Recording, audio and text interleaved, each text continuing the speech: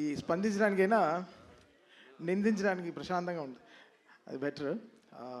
First of all Daaku యాక్చువల్గా ఈ సినిమాకి వేరే లెవెల్గా ఇంకో విధంగా ఈ సినిమాని మనం దీన్ని నిలబెట్టచ్చు. అంటే నిలబెట్టడం అంటే ప్రమోషన్ సైడ్. ఎందుకంటే వీళ్ళు చేసుకున్న ఒక వరల్డ్, ఈ డాకు అని వీళ్ళు క్రియేట్ చేసుకున్న ఒక వరల్డ్ చాలా గొప్పది. ఆ వరల్డ్కి ఉండే ఒక ఇష్యూ చాలా చాలా గొప్పది.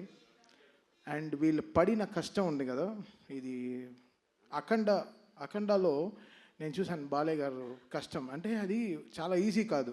ఆ కరోనా టైంలో అంత డస్ట్, అంత విపూది, అంత కుంకుమ, అంత పసుపు, ఇవన్నీ జల్లి ఒక లైట్గా దగ్గుతూనే నీకు కోవిడ్ అని తీసుకెళ్ళిపోయారు హాస్పిటల్కి. వీళ్ళు అంటే కోవిడ్ వెళ్ళిపోయినారు.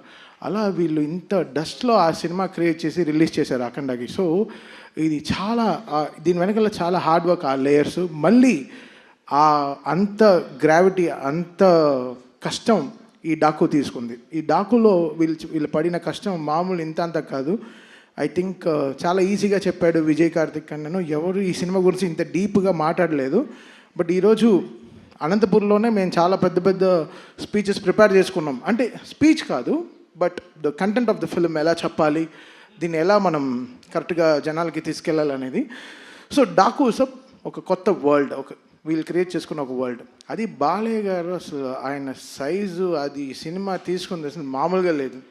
ఇంకా అంటే నేను చాలా రోజుల తర్వాత నేను డైరెక్టర్ కొట్టుకు తెచ్చాం డిటిఎస్ థియేటర్లో. అసలు మామూలు కొట్టుకు చావట్లేదు, రెక్కలన్నీ ఉన్నాయి, చూపిలేకపోతున్నాను, లోపల గుండెలన్నీ అసలు అది ఇక్కడ కాదు, ఇక్కడ అక్కడ ఉండాలి, అలా అలా అసలు మామూలుగా అసలు ఒక Tom and Jerry DTS engineer మమ్మల్ని చూసి ఏంటి అసలు మీరు గొడవలు ఆపరా అని అసలు అంత ఒక కిడ్స్ లాగా నేను బాబీ అసలు అందరు మొహాలు చూస్తే అలా మీకు చూస్తే అలా ఒక గాలిపోయిన ఫుట్బాల్ లా ఉంది. బికాస్ అంత స్ట్రెస్ తీసుకుంది ఈ సినిమా.